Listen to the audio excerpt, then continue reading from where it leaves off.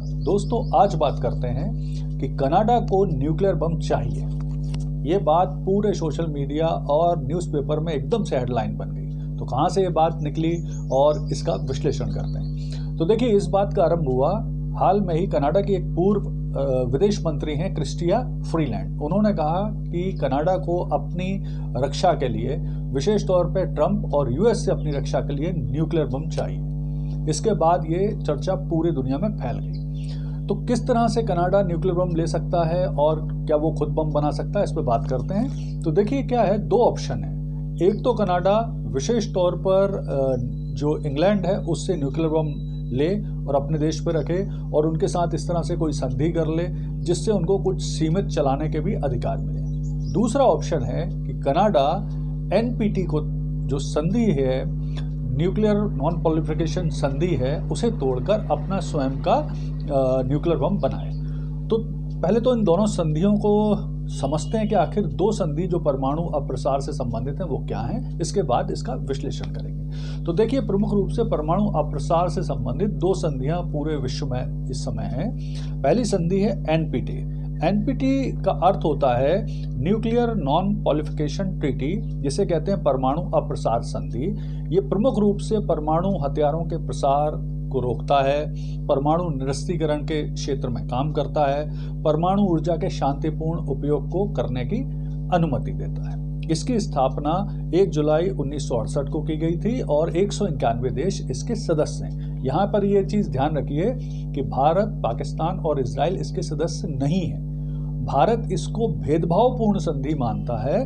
वो कहता है कि ये संधि सिर्फ उन देशों को परमाणु संपन्न मानती है जिसने 1 जनवरी 1967 से पहले परमाणु परीक्षण कर लिया था।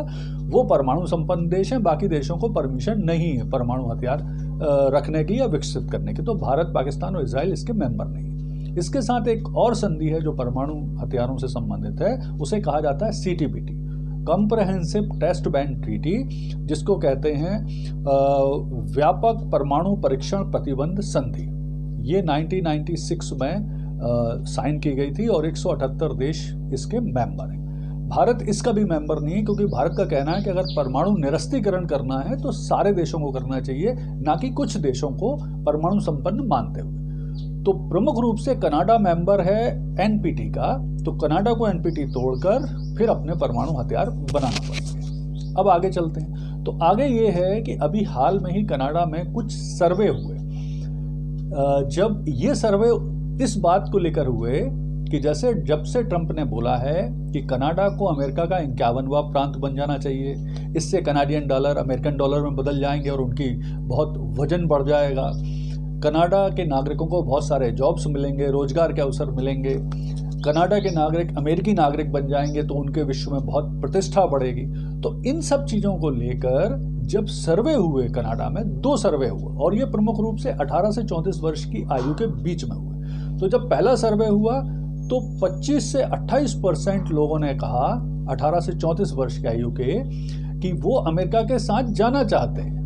और बाद में जैसे जैसे ट्रंप और एग्रेसिव हुए, उन्होंने और कनाडा को लेकर बयान दिए, तो जब सेकंड सर्वे हुआ तो उसमें लगभग 43% लोगों ने कहा कि इसमें क्या बुराई है कि अगर कनाडा अमेरिका का नागरिक बन जाता है, मतलब कनाडा अमेरिका में शामिल हो जाता है, उसका 51वां प्रांत बन जाता है, तो रोजगार के अवसर मिलेंगे, प्रतिष्ठा बढ़ेगी, अमेरिकी नागरिक बनने का अवसर मिलेगा। और कनाडा की पॉपुलेशन तो 4 करोड़ 4.5 करोड़ के आसपास है, जबकि अमेरिका की जो मतलब जनसंख्या है वो तो 35 करोड़ के लगभग है। तो अगर वो उसका मेंबर बनता है तो क्या परेशानी। तो इन चीज़ों से भी कनाडा के जो पॉलिटिशियन हैं वो बड़ा खतरा सा महसूस कर रहे हैं। विशेष तौर पर देखिए, जो खतरा है कनाडा के पॉलिटिशियन ट्रंप से खतरा बताते हैं, ना कि यूएसए से खतरा।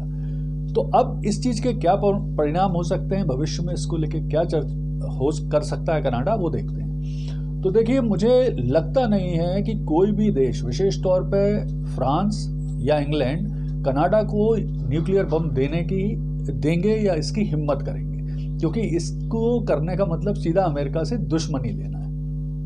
दूसरी चीज ये है कि अगर कनाडा परमाणु हथियार एनपीटी को तोड़कर परमाणु हथियार डेवलप करने की कोशिश करेगा तो मुझे लगता है इस स्थिति में हो सकता है अमेरिका ही हमला कर दे कनाडा के ऊपर। ये भी एक भरपूर संभावना है। तीसरी चीज ये हो सकती है कि क्या चाइना कनाडा को हथियार दे सकते हैं, तो चाइना कनाडा के रिलेशन अच्छे नहीं है, लेकिन मुझे लगता है कि इस बात के परिणाम स्वरूप चाइना के रिलेशन शायद बेहतर हो सकते हैं कनाडा के साथ। लेकिन कुल मिला के मुझे एक चीज बहुत क्लियर है कि शायद ही कोई देश कनाडा को न्यूक्लियर बम दे या कनाडा भी बम बनाने की सोचे, क्योंकि इस स्थिति में अमेरिका का गुस्सा उसे झेलना पड़ेगा। तो इस बात के चांस मुझे बहुत कम लगते हैं। धन्यवाद।